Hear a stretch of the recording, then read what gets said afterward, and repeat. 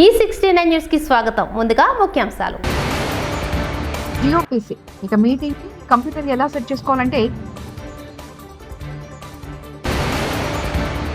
Singapore పర్యటన పూర్తి, అమరావతికి బయలుదేరిన సీఎం చంద్రబాబు.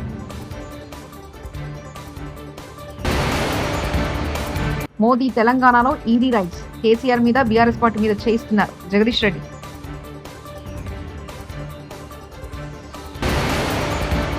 బెట్టింగ్ యాప్స్ వ్యవహారం ఎవరి నుంచి డబ్బులు తీసుకోలేదు ప్రకాష్ రాజ్. రిలయన్స్ జియో సంస్థ జియోపీసీ సేవలు ప్రారంభించింది. తద్వారా సెటప్ బాక్స్ ద్వారా టీవీలకు పర్సనల్ కంప్యూటర్గా వాడుకోవచ్చు. ఇది సాధారణ టీవీని కంప్యూటర్గా మార్చగల క్లౌడ్ ఆధారిత వర్చువల్ డెస్క్టాప్ సర్వీస్. పీసీ సేవలను పొందాలంటే Jio fiber, Jio air fiber వినియోగదారులు యాప్ విభాగంలో జియోపీసీ యాప్పై క్లిక్ చేయాలి. టీవీని మీ కంప్యూటర్గా వాడాలంటే వినియోగదారులకు ఒక కీబోర్డ్, మౌస్ అమర్చుకోవాలి. వీడియో కాలింగ్ కోసం వినియోగదారులు వెబ్క్యామ్ యాక్సెస్ని కొనుగోలు చేయాలి. ఇలా వాడే కంప్యూటర్లో 8 GB RAM, Jio work space, Microsoft Office browser ఇంకా 100 GB క్లౌడ్ స్టోరేజ్ యాక్సెస్ పొందుతారు. సింగపూర్లోని తెలుగు ప్రజల ఆత్మీయ స్వాగతం, ప్రేమ విమానాలు మరలేనివని ఆంధ్రప్రదేశ్ ముఖ్యమంత్రి నారా చంద్రబాబు నాయుడు వ్యాఖ్యానించారు. సింగపూర్ పర్యటన ముగించుకుని బుధవారం సీఎం చంద్రబాబు నాయుడు ఆంధ్రప్రదేశ్లో బయలుదేరారు. అంతకుముందు ఆయన బస చేసిన హోటల్కు సింగపూర్లోని తెలుగు ప్రజలు భారీ ఎత్తున తరలి వచ్చారు. వారితో ఆయన ముచ్చటించారు. మోదీ తెలంగాణలో ఈడీ రైట్స్, కేసీఆర్ మీద బీఆర్ఎస్ పార్టీ మీద చేయిస్తున్నారు. తమిళనాడులో అక్కడ స్టాలిన్ ప్రభుత్వం మీద ఈడీ రైట్స్ జరుగుతున్నాయి. కానీ ఇక్కడ తెలంగాణలో రేవంత్ ప్రభుత్వాన్ని మోదీ కాపాడుతున్నారు. మోదీ శత్రుత్వం చూపించాలంటే కాంగ్రెస్ ప్రభుత్వం మీద, రేవంత్ రెడ్డి మీద చూపించాలి. కానీ ఇక్కడ వ్యతిరేకంగా బీఆర్ఎస్ పార్టీ మీద చూపిస్తున్నట్టు జగదీష్ రెడ్డి వ్యాఖ్యానించారు. టీఆర్ఎస్ పార్టీకి సంబంధించిన మంత్రులు, వాళ్ళ పిఏలు, ఇతరుల మీద జరుగుతుంది. ఈడ ఏసీబీ జరిగినా, పైనుంచి ఈడీ వచ్చిన, ఐటీ వచ్చిన, ఎవరివి ఈడీ ఐటీలు వీళ్ళ గురువు, చీకటి గురువు మోడీవి. ఏసీబీలు, సిబిఐ, సిఐడీలు ఈయనవి. సిబిఐ ఆయనది, సిఐడి ఈయనది. ఈడీ ఆయనది, ఏసీబీ ఈయనది. ఇవి మొత్తం ఏం పని చేస్తున్నాయి? తెలంగాణ రాష్ట్రంలో కేసీఆర్ మీద మాత్రమే పడుతున్నాయి. వాస్తవానికి ఎవరి మీద పడాలి?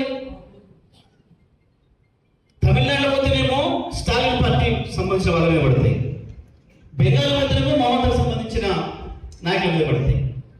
తెలంగాణలో ఎవరి మీద పడాలి? పడితే రేవంత్ రెడ్డి యాభై మీద పడాలి. వాస్తవానికి బీజేపీ పార్టీ నిజంగా చంద్రబాబు, బీజేపీ మోడీకి రేవంత్ శత్రుత్వం ఉంటే వాళ్ళని పడాలి.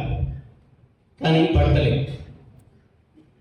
కేసీఆర్ మీరే మాట్లాడతారు, మనం చూసుంటారు. మీరు బెట్టింగ్ యాప్స్ తో డబ్బు సంపాదించాలని ఎవరు భావించవద్దని సినీ నటుడు ప్రకాష్ రాజ్ సూచించారు. బెట్టింగ్ యాప్స్ పై ప్రచారం కేసులో ఈడెదుట విచారణకు ఆయన హాజరైన సంగతి తెలిసిందే. అధికారులు ఆయన్ను 5-6 గంటల పాటు విచారించారు. అనంతరం మీడియాతో ప్రకాష్ రాజ్ మాట్లాడారు. బెట్టింగ్ యాప్స్ ప్రచారం వ్యవహారంలో నిర్వాహకుల నుంచి తనకు డబ్బులు అందలేదన్నారు. యాజ్ ఎ డిపార్ట్మెంట్ వాళ్ళు పనిచేశారు. ఒక పౌరుడిగా నా రెస్పాన్సిబిలిటీ నేను వచ్చి డీటెయిల్గా వాళ్ళకి ఎక్స్ప్లెయిన్ చేసి ఇలా అప్పుడు చేశాను, అది తప్పని తెలిసి ఆ తర్వాత నేను చేయలేదు. అండ్ నాకు ఇప్పుడు దాకా ఏ పేమెంట్ తీసుకోలేదు, ఎందుకంటే నా మనసాక్షి పరంగా నేను తీసుకోలేదు. అంటే వాళ్ళ అకౌంట్స్ అన్ని చూసి సరేనండి మీరు చెప్పాల్సింది చెప్పండి అని డాక్యుమెంట్ చేసుకుని మళ్ళీ రమ్మలేదు, అయిపోయింది. లేదు కదా నా దగ్గర ఎకనామికల్ ట్రాన్సాక్షన్, అదే చెప్పాను. అదేం లేదని చెప్పానండి. ఒకే ఒక యాప్ చేశాను 2016లో, అది వాళ్ళకి చెప్పాను. వాళ్ళు పని చేస్తున్నారు, వాళ్ళు ఎతుకుతున్నారు. వాళ్ళకి మనం కోఆపరేట్ చేయాల్సింది మన బాధ్యత. అందువల్ల వాళ్ళు చెప్పిన డేట్కి వచ్చి వాళ్ళకి కావాల్సింది ఇచ్చి తర్వాత మాట్లాడుకుందాం. Thank you. ఓకే, దయచేసి బెట్టింగ్ యాప్స్ మీద ఆడకండి. మీరు స్వయంగా సంపాదించే దారి చూసుకోండి. Thank you. బీఆర్ఎస్ ఎమ్మెల్సీ సెంబిపూర్ రాజుకు కాంగ్రెస్ నేత మైనంపల్లి హనుమంతరావు నుండి ప్రాణహాని ఉంది. మైనంపల్లి హనుమంతరావు, మైనంపల్లి రోహిత్ నిచరులు సెంబిపూర్ రాజుకు బెదిరింపు కాల్స్ చేస్తున్నారు. ఆధారాలన్నింటినీ సైబరాబాద్ పోలీస్ కమిషన్ ఇచ్చాం. మైనంపల్లి హనుమంతరావు, మైనంపల్లి రోహిత్ మీద చర్యలు తీసుకోవాలి. ఆర్ఎస్ ప్రవీణ్ కుమార్ వీళ్ళకి మీరు ఊతం ఇచ్చినట్టు అవుతుంది. ముఖ్యమంత్రి అదే భాష మాట్లాడుతున్నాడు. ఆయన్నే హోంమంత్రి మన దురదృష్టానికి. అదే విధంగా ముఖ్యమంత్రి అండర్ చూసుకొని మైనంపల్లి హనుమంతరావు గారు, అదే విధంగా వాళ్ళ కొడుకు మైనంపల్లి రోహిత్ రావు గారు విపరీతంగా గుండాగిరి చేస్తూ ఉన్నారు, భయపెట్టిస్తూ ఉన్నారు. పోలీసుల మౌనం సరికాదు. మీరు are not able to give confidence to the people of Telangana. If you can't tackle goondaism like this, then what is that you are going to assure to people of Telangana? అందుకొరకే మేము ఈరోజు మళ్ళొకసారి పోలీస్ శాఖకు రిక్వెస్ట్ చేస్తున్నాం. వీళ్ళ మీద రౌడీ షీట్లు open చేయండి, వీళ్ళని గుడ్ బిహేవియర్ కింద బైండ్ ఓవర్ చేయండి. అదేవిధంగా వీళ్ళని పీడీ యాక్ట్ కింద జైలుకు పంపించండి. అదేవిధంగా చివరిగా ఒకటే చెప్తున్నాం, కేసీఆర్ గారు మా అందరికి కూడా ఒక మంచి సంస్కృతి నేర్పించిండ్రు, చట్ట ప్రకారం నడుచుకునే సంస్కృతి నేర్పించిండ్రు. వీళ్ళలాగా మేము కూడా వీళ్ళ కాళ్ళు ఇరుగొట్టలేక కాదు. దయచేసి తెలంగాణ ముఖ్యంగా మైనంపల్లి హనుమంతరావు గారు, మైనంపల్లి రోహిత్ రావు, ఆయన అనుచరులు ఎవరైతే ఉన్నారో మేము ఆ పని చేయలేక కాదు, కానీ చట్టాన్ని గౌరవిస్తూ, రాజ్యాంగాన్ని గౌరవిస్తూ కేసీఆర్ గారు ఏ విధంగా అయితే నడుచుకోమన్నారో ఆ విధంగా నడుచుకోమన్నందుకే మేము మరి సంయమనంతో బతుకుతున్నాం, సంయమనంతో రాజకీయాలు చేస్తున్నాం. ఇప్పటికైనా బుద్ధి తెచ్చుకోండి. రాబోయే బీఆర్ఎస్ ప్రభుత్వంలో తప్పకుండా ఈ మల్కాజ్గిరి, మేడ్చల్ అయితే గూండాలు ఎవరైతే ఉన్నారో వాళ్ళందరూ కూడా తప్పనిసరిగా జైళ్లలో ఉండడం ఖాయం. జైళ్లలో ఉండడం, మీరు ఎన్ని చేసినా కూడా మీకోసం ఒక ట్రిబ్యునల్ ఏర్పాటు చేసి జైళ్లలో పెట్టడం ఖాయం. అదైతే గుర్తుపెట్టుకోండి. ఇప్పటి నుంచైనా గూండాయిజం బంద్. నేను ముఖ్యమంత్రిని కాకపోతే రౌడీని అయ్యేవాడిని గతంలోనే రేవంత్ రెడ్డి అన్నారు. ముఖ్యమంత్రి కుర్చీలో కూర్చున్నప్పుడు కూడా కుక్కతొక్కకు గుండ్రాయి కట్టినా చక్కగా కాదన్నట్టు ఇవాళ తన నిజ స్వరూపాన్ని రేవంత్ రెడ్డి కొనసాగిస్తున్నారు. గ్లోబల్ బ్రాండ్ లాంటి హైదరాబాద్ ను రౌడీగిజానికి అడ్డగా మార్చి సర్వనాశనం చేస్తున్నారు ఎమ్మెల్సీ దాసోజు శ్రవణ్. ఉండేవాడి అంటే నేను రౌడీని అయి ఉండేవాడిని అని చెప్పని, ఓల్డ్ హ్యాబిట్స్ డై హార్డ్ అని చెప్పని ఒక సామెత ఉన్నది. ఆ సామెత ఇవాళ తెలంగాణలో ముఖ్యమంత్రి కుర్చీలో కూర్చున్నప్పటికీ కూడా కుక్కతో ఒక గుండ్రాయి కట్టిన చక్కగా కాదన్నట్టుగా ఇవాళ తన నిజస్వరూపాన్ని ఇవాళ కొనసాగిస్తున్నటువంటి ఒక పరిస్థితి ఇవాళ స్పష్టంగా చూస్తూ ఉన్నాం. Telangana is known to be a peaceful state. Particularly Hyderabad ఒక గ్లోబల్ సిటీగా అభివృద్ధి చెంది అంతర్జాతీయ పెట్టుబడులకు కేంద్రంగా మారి, మేము బాంబేలో ఉండం, మేము కలకత్తాలో ఉండం, మేము మద్రాసులో ఉండం, ఢిల్లీలో ఉండం, మేము హైదరాబాద్లో ఉంటామని చెప్పని దేశ నలుమూలల నుండి వాళ్ళ హైదరాబాద్కి వచ్చి హైదరాబాద్లో సెటిల్ అవుతున్నటువంటి ఒక పీస్ఫుల్ సిటీని, గ్లోబల్ సిటీని ఇవాళ 18 నెలల రేవంత్ రెడ్డి పాలనలో రౌడీజానికి అడ్డాగా మార్చి, గూండాయిజానికి అడ్డాగా మార్చి ఇవాళ మొత్తం బ్రాండ్ హైదరాబాద్ను, గ్లోబల్ బ్రాండ్ హైదరాబాద్ను సర్వనాశనం చేస్తూ ఉన్నారు. దానికి ప్రతీకగానే యథా రాజా తదా ప్రజ అన్నట్టుగా ఆయనే ఎట్లున్నాడు కాబట్టి మేమెందుకు తక్కువ ఉండాలన్నట్టుగా ఇవాళ మైనంపల్లి హనుమంతరావు గారు కావచ్చు, లేకపోతే ఆయన కొడుకు రోహిత్ రావు గారు కావచ్చు, వీళ్ళంతా కూడా మల్కాజ్గిరిలో మన జరిపినటువంటి ఒక దుర్మార్గమైనటువంటి ఒక రౌడీజానికి పరాకాష్ట, పచ్చి బూతులకు పరాకాష్ట, బెదిరింపులకు పరాకాష్ట ఎట్లా ఉందో చూసినాం. దీన్ని తీవ్రంగా మేము ఖండిస్తాం. వైఎస్ జగన్ నెల్లూరు పర్యటనను అడ్డుకోవడం గురించి నారా చంద్రబాబు నాయుడు, నారా లోకేష్ ఆలోచిస్తున్నట్లు ఈ ఆంక్షలను బట్టి అర్థమవుతుంది. వైఎస్ జగన్ దగ్గర నాయకులు జనం వెళ్లకుండా ఎలా అడ్డుకోవాలనే ఆలోచన తప్ప సింగపూర్ నుంచి రాష్ట్రానికి పెట్టుబడి తేవాలనే ఆలోచన లేదు.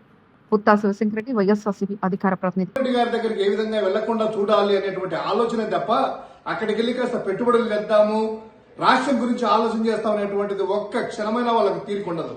ఎప్పుడు జగన్మోహన్ రెడ్డి గారిని ఏ విధంగా అరికడతాము, జనాలను ఏ విధంగా రాకుండా చేద్దాం అనేటువంటి ఉద్దేశంతోనే ఈ రోజు చూస్తే విచిత్రమైనటువంటి ఆంక్షలు. మొన్న చూసాము మన బంగారుపాలెంలో మామిడి రైతులు పరామర్శించడానికి వెళ్తే అక్కడ అల్లకల్లోలంగా 3 ఎస్పీలు, ఒక డిఐజీ దిగి జగన్ గారి భద్రత కోసం కాదు, కేవలము జనాలు ఏ విధంగా రాకూడదు అనేటువంటిది ఆలోచనతో. సో అంతకుముందు పొదిల్లో చూసాము, తర్వాత సత్తెనపల్లిలో చూసాము. ఈ జన సమూహాన్ని చూసేసి వాళ్ళ యొక్క చైర్లు కదిలిపోతున్నటువంటి సందర్భంలో రేపు నెల్లూరుకి వెళ్తే ఏ విధంగా అరికెట్టాలని హెలిప్యాడ్ పర్మిషన్ ఇవ్వక గతంలో చూసాము. తర్వాత ఈ రోజు కేవలం 10 మందిని మాత్రం హెలిప్యాడ్ దగ్గరికి అనుమతిస్తారట.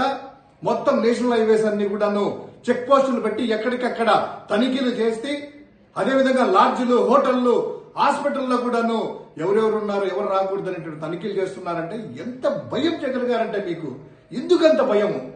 అదేవిధంగా ఆ ప్రసన్న కుమార్ రెడ్డి గారి తల్లి ఎవరైతే ఉన్నారో, మీ మామ ఎన్టీఆర్ సహచరుడు నల్లపురెడ్డి ప్రసన్న కుమార్ రెడ్డి తండ్రి ఆ శ్రీనివాస్ రెడ్డి గారి భార్యని భయోందోళనకు గురి చేసేసి, వాళ్ళ ఇంట్లో దాడులు చేసేసి, కార్లను కూడా టన్ను చేసినటువంటి పరిస్థితుల్లో ఆ కుటుంబాన్ని పరామర్శించడానికి వెళ్తా ఉంటే మీరు 100 మందే ఉండాలి, అక్కడ ఎవరు ఉండకూడదు, ఫ్లెక్సీలు పెట్టకూడదు, పోలీస్ యాక్ట్ 30 ఉంది.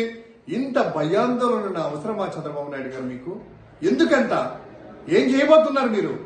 పరిపాలన గాలికి వదిలేసేసి జగన్మోహన్ రెడ్డి గారి చుట్టూ జగన్ జపం చేస్తా, జగన్ జగన్ జగన్ జగన్. ఎందుకయ్యా మీ తండ్రి కొడుకు మీద భయము? మీరు ఎన్ని అడ్డుకున్నా జగన్మోహన్ రెడ్డి గారి ప్రోగ్రాముని, జగన్మోహన్ రెడ్డి గారిని అభిమానించే జనాలని, కార్యకర్తలని ఎవరు కూడా నిలుపుదల చేయలేరు. ఆయన అభిమానాన్ని ఎవరు కూడా తుంచివేయలేరు. గుర్తుపెట్టుకోండి, తరాలైనా ఎప్పుడైనా కూడా. నాగార్జునసాగర్ జలాశయానికి వరద ప్రవాహం కొనసాగుతుంది. దీంతో బుధవారం కూడా మొత్తం 26 క్రస్ట్ గేట్లు ఎత్తి నీటిని దిగువ విడుదల చేశారు. సాగర్లోని ఇన్ఫ్లో 1,68,988 క్యూసెక్కులు, అవుట్ఫ్లో 3,13,016 క్యూసెక్కులుగా ఉంది. సాగర్ పూర్తి స్థాయి నీటి మట్టం 590 అడుగులు కాగా ప్రస్తుతం 586.5 అడుగులు ఉంది. నీటి నిల్వ సామర్థ్యం 312.04 టీఎంసీలు కాగా ప్రస్తుతం 302.91 టీఎంసీల నీరు నిల్వ ఉంది.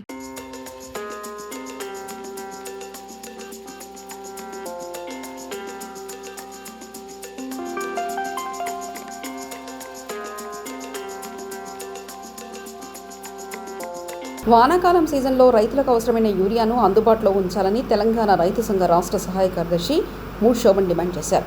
మహబూబాబాద్ పట్టణంలోని బస్టాండ్ సెంటర్ వద్ద తెలంగాణ రైతు సంఘం జిల్లా కమిటీ ఆధ్వర్యంలో నిరసన నిర్వహించి ఈ సందర్భంగా శోభన్ మాట్లాడుతూ రాష్ట్రానికి కేంద్రం నుండి 9.80 లక్షల టన్నుల యూరియా కేటాయిస్తే 6.60 లక్షల టన్నులు మాత్రమే సరఫరా చేశారు.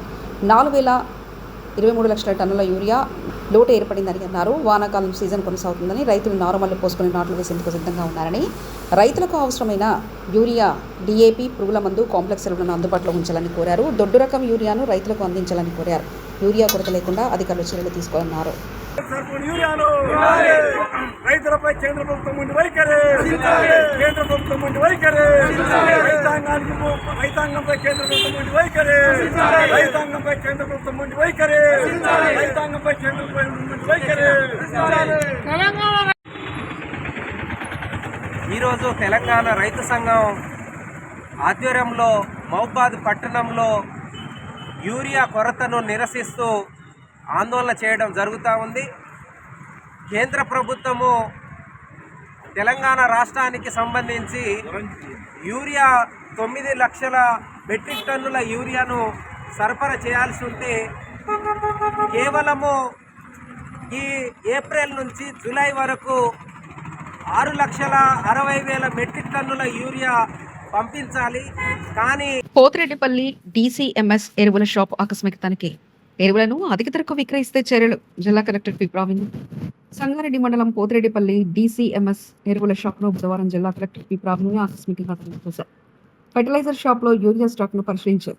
రోజువారీగా స్టాక్ వివరాలు బోర్డుపైన ప్రదర్శించాలని అన్నారు. ఈ పాస్ మిషన్ ద్వారానే రైతులకు ఎరువులు అమ్మాలన్నారు. అనంతరం ఒక రైతుతో కలెక్టర్ ఫోన్లో మాట్లాడారు. 3 కేజీల బ్యాగ్స్ ఎంత పోయింది? 3 బ్యాగులు కోసము DCMS ద్వారా అవుట్లెట్ ఇచ్చారు. వీళ్ళు ఏంటంటే ఓన్లీ ఫెర్టిలైజర్ కోసం చేసుకుంటున్నారు. ఎక్కువ మేజర్ ఏంటంటే మనం యూరియా మార్కెట్ ద్వారా ఇస్తాం కదా, అందుకోసం అని చేస్తున్నారు. యూరియాకులు ఇట్లా ఎత్త ఇట్లా ఎంత అట్లంత అటు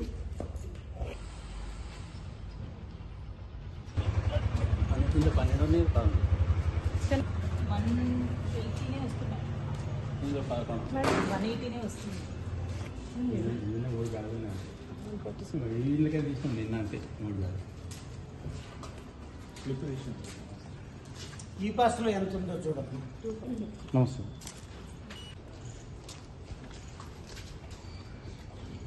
వచ్చినాయి.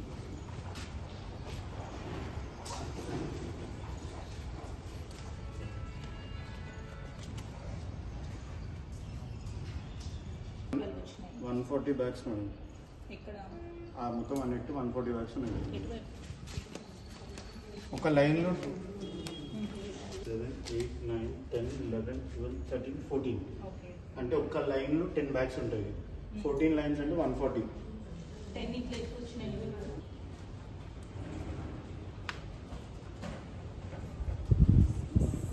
69 140 plus 07 మెట్రిక్ టన్స్ ఉంటాయి. 11,246 బ్యాగ్స్. నిన్న దసరా డేట్ ఓపెన్ అవ్వట్లేదు. GOPC ఇక మీటింగ్ కంప్యూటర్ ఎలా సెట్ చేసుకోవాలంటే సింగపూర్ పర్యటన పూర్తి, అమరావతికి బయలుదేరిన సీఎం చంద్రబాబు.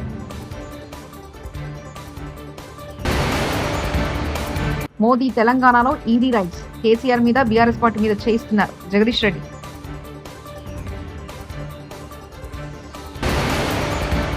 బెట్టింగ్ యాప్స్ వ్యవహారం ఎవరి నుంచి డబ్బులు తీసుకోలేదు ప్రకాష్ రాజ్. ఈ 69 న్యూస్ ఇంతటితో సమాప్తం. చూస్తూనే ఉండండి ఈ 69 న్యూస్.